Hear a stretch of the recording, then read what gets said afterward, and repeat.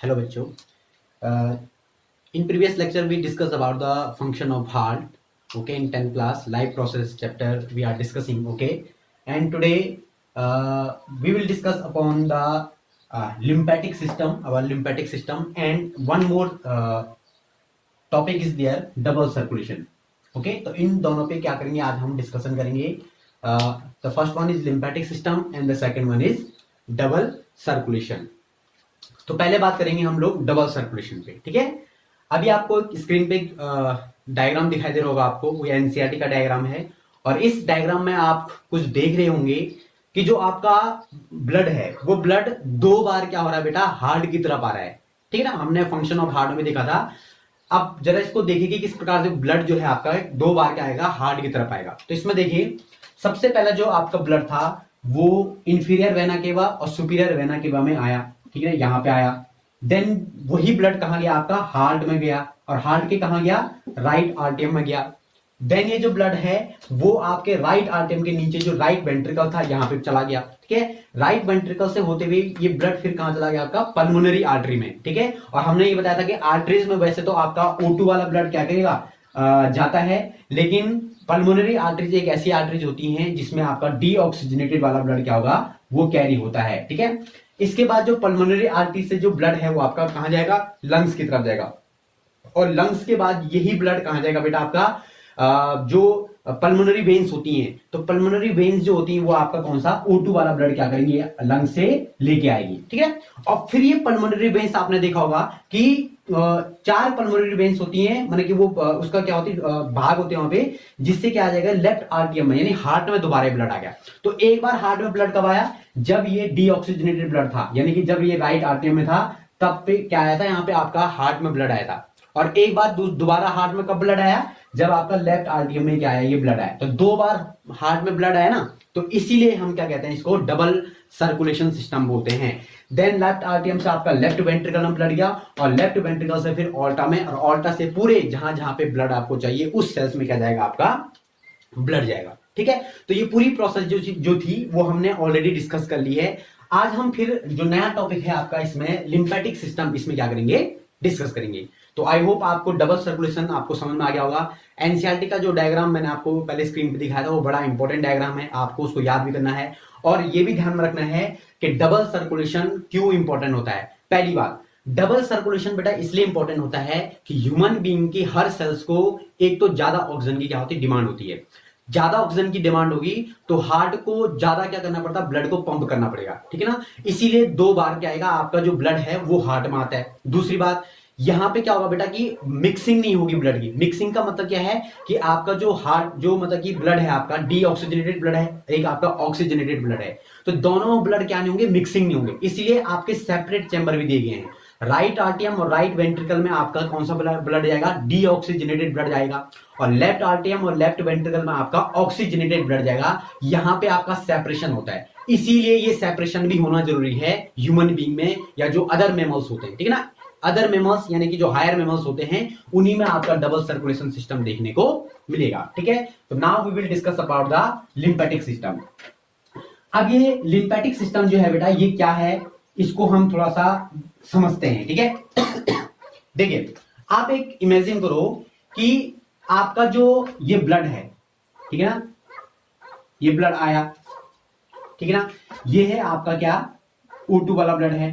ठीक है, अब ये O2 वाला ब्लड है तो ये किस में जाएगा, वेरी गुड, ये जाएगा आपका आर्टरीज में.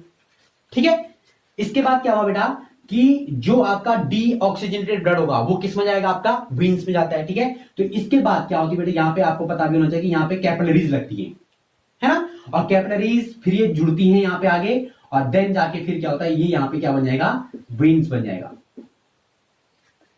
अंडरस्टैंड, यानी आप सीधे सीधे समझो कि ये इस प्रकार का क्या है, आपका एक फंक्शन होता है. ये आपकी क्या है, ये आर्टरीज है, ये आर्टरीज के आगे ये इस प्रकार का भाग हो गया, फिर ये यहां जुड़ गया, और ये इधर से क्या है, वेन्स.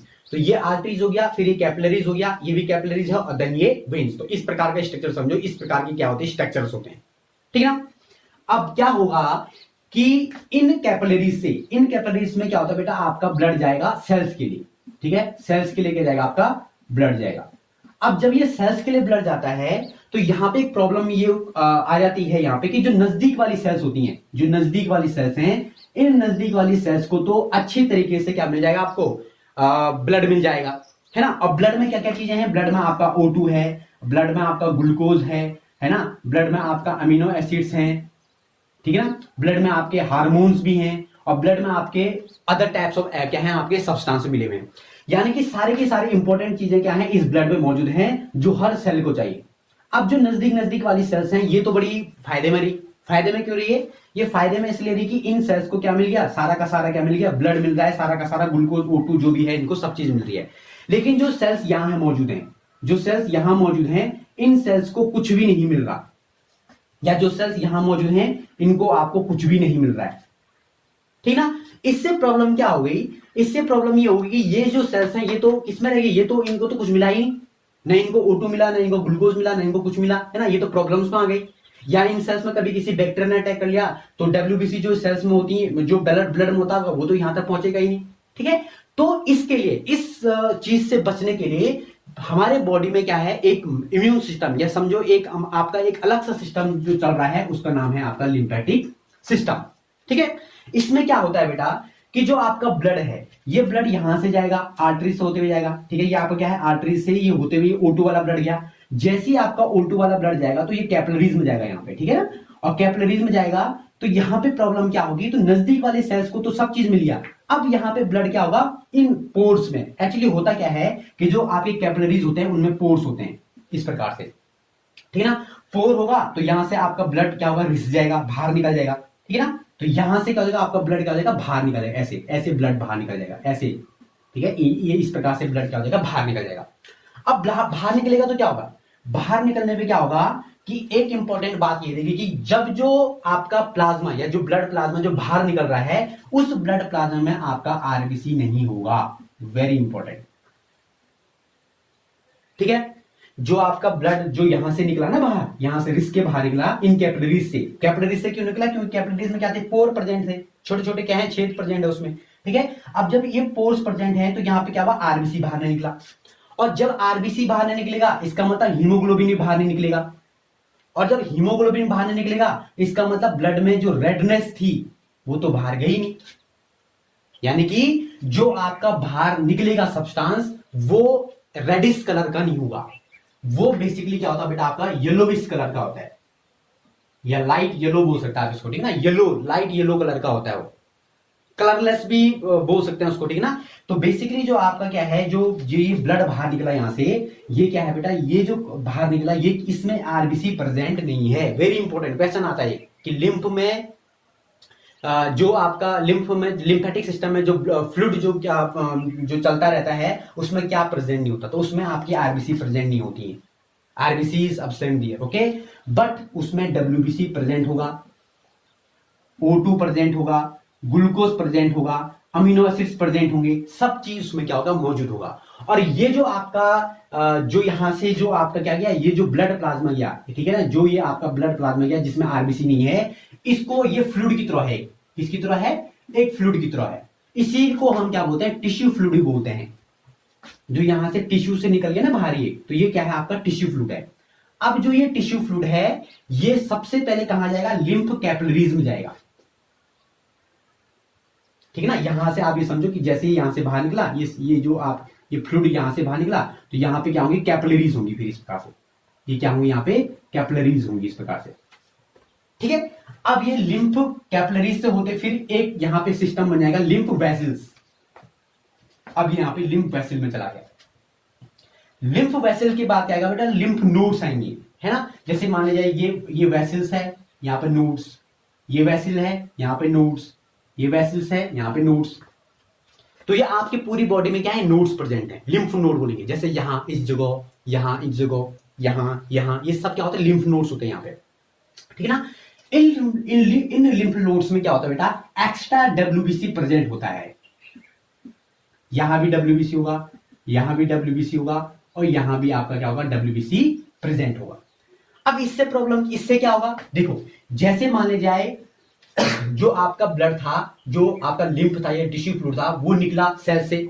अब इसने क्या किया, जो ये ये जो लिम्फ कैपिलरीज थी ये आगे गई, यहाँ पे इसको सेल मिली मान लिया जाए, तो इसने क्या किया, इसने O2 इसको दिया, बदले में इसने CO2 ले लिया इस लिम्फ कैपिलरीज ने, तो ये लिम्फ कैपिलरीज में आपका CO2 चला गया, है ना। आगे ब्लड लिम्फ वेसल में तो जाएगा ये, है ना। अब हो सकता है कि किसी सेल्स के पास क्या हो, कोई बैक्टीरिया हो या कोई मान लीजिए वायरस प्रेजेंट हो उसके पास, ठीक है ना। तो ये आगे, अगर ये वायरस आगे जाएगा तो क्या होगा, हार्मफुल हो जाएगा ना। तो इस WBC पे ये क्या है, यहाँ पे चौकियां हैं, यहाँ पे क्या होगा, आपका जो टिश्यू फ्लूइड है इसको चेक किया जाएगा। यहाँ पे जैसे ये टिश्यू फ्लूइड यहाँ पे गया, ये चेक होगा यहाँ पे, अच्छा यहाँ पे बैक्टीरिया तो नहीं है, जैसे कोई बैक्टीरिया हो तो WBC इसको मार देगा, ठीक है ना। थोड़ा यहाँ पे आगे जाएगा, यहाँ पे फिर सेल्स होंगी, ये सेल्स को देते जाएगा आगे, ठीक है। जैसे फिर यहाँ पे जाएगा तो देख लेगा भाई यहाँ पे कोई बैक्टीरिया तो नहीं है, फिर यहाँ पे इसको भी क्या करना है, चेक करेंगे लोग। तो जो आगे की तरफ जो आपका ब्लड जाएगा वो बिल्कुल क्या होता रहेगा, बिल्कुल साफ साफ होता रहेगा, है ना। उसमें बैक्टीरिया प्रेजेंट होगा, लेकिन उसमें क्या होगा, CO2 प्रेजेंट होगा, ठीक है ना। अब क्या हुआ कि जो आपका लिम्फ नोड से ब्लड आगे की तरफ गया, ये फिर से कहां मिल गया, आपके वेन्स में मिल गया। देखो ये वेन्स जा रही थी ना, देखो ये आर्टरीज है, ये कैपिलरीज है, ये वेन्स है। तो ये वेन्स कहां जा रही थी, ये आपका जा रही थी हार्ट पे, जा रही थी कि नहीं जा रही थी, ये हार्ट पे जा रही थी। और ये जो आपका ये जो सिस्टम था, देखो यहाँ पे ये आपका ब्लड प्लाज्मा यहाँ गया सेल्स के पास, फिर ये इधर सेल्स के पास उसने CO2 O2 जो भी देना था इसने यहाँ पे दे दिया, ठीक है ना। आगे गया लिम्फ वेसल्स में गया, आगे गया लिम्फ नोड में गया, और लिम्फ नोड से फिर कहां मिल जाएगा आपका, इस वेन्स के साथ मिल जाएगा। यानी कि इसने मिलना वेन्स के पास ही है, इसने मिलना किसके पास है, वेन्स के पास ही है इसने। लेकिन ये कहां चला गया, इसने यहां पे क्या कर लिया, इसको इस ज्वाइंट कर लिया इसको। आ रही बात समझ, इसको एक बार फिर समझते हैं, एक छोटे डायग्राम से इसको फिर समझते हैं। देखो समझो कि ये क्या है, ये आर्टरीज थी, ठीक है, ये क्या थी आपकी आर्टरीज थी, इसमें O2 वाला ब्लड है, ठीक है। यहाँ पे कैपिलरीज चलेगी, ठीक है। अब देखो ये कैपिलरीज थी, अब इसके आगे क्या था आपका, ये वेन्स था, ठीक है।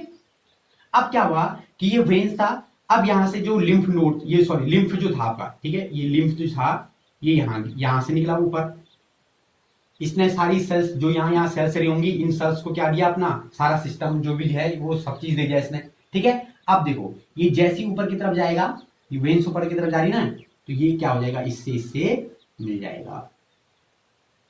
अब ये कहां चला गया, आपका हार्ट की तरफ चला गया। तो आपको लग रहा है कि ये जो लिम्फ सिस्टम, लिम्फेटिक सिस्टम आपका, ये यूनिडायरेक्शनल है, यूनिडायरेक्शनल। ये यूनिडायरेक्शनल क्या हुआ, यूनिडायरेक्शनल मतलब कि ये एक ही ब्लड एक ही बार हार्ट की तरफ जा रहा है। देखो यहां से हार्ट की तरफ, दो बार हार्ट में नहीं गई, जैसा आपका क्या जा रहा था, आपका जैसे ये डबल सर्कुलेशन में हो रहा था ना, वैसा नहीं हो रहा है, ठीक है ना। तो इस प्रकार से ये चीजें हैं, ठीक है ना। तो आपने यहाँ पे ध्यान देने वाली बात ये है कि जो आपका लिम्फ है बेसिकली उसमें RBC नहीं होगा, उसको हम टिश्यू फ्लूइड बोलते हैं। और ये इसलिए जरूरी होता है क्योंकि जो आपके क्या है, जो दूर दूर सेल्स हैं उन सेल्स को, ठीक है ना, जो आपके फार सेल्स जो होती हैं, जो दूर सेल्स होती हैं, उनको क्या करने के लिए, उनको पूरा ब्लड पहुंचाने के लिए, या उनको पूरा O2 पहुंचाने के लिए, या उनको पूरा WBC पहुंचाने के लिए ये मैकेनिज्म, अलग सा मैकेनिज्म क्या होता है आपका, डेवलप होता है, ठीक है ना। फिर जो आपका लिम्फ था वो लिम्फ कैपिलरीज में जाएगा, फिर आपके लिम्फ वेसल्स में जाएगा, और फिर आपके लिम्फ नोड में जाएगा, और लिम्फ नोड से फिर वो कहां मिल जाएगा, वेन्स में मिल जाएगा।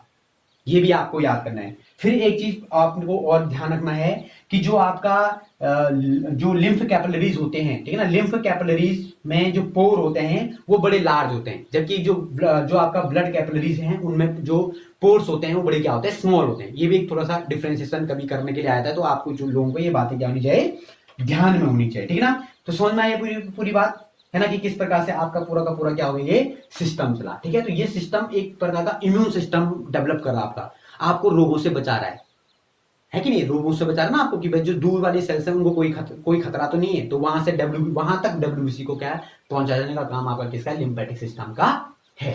ओके, अब हम नेक्स्ट जो क्लास है उसमें हम देखेंगे कि जो आपका क्या था, जो ये आपका सर्कुलेशन सिस्टम जो था, आपने यहाँ पे ह्यूमन बीइंग पढ़ा, ठीक है, ट्रांसपोर्टेशन वाला।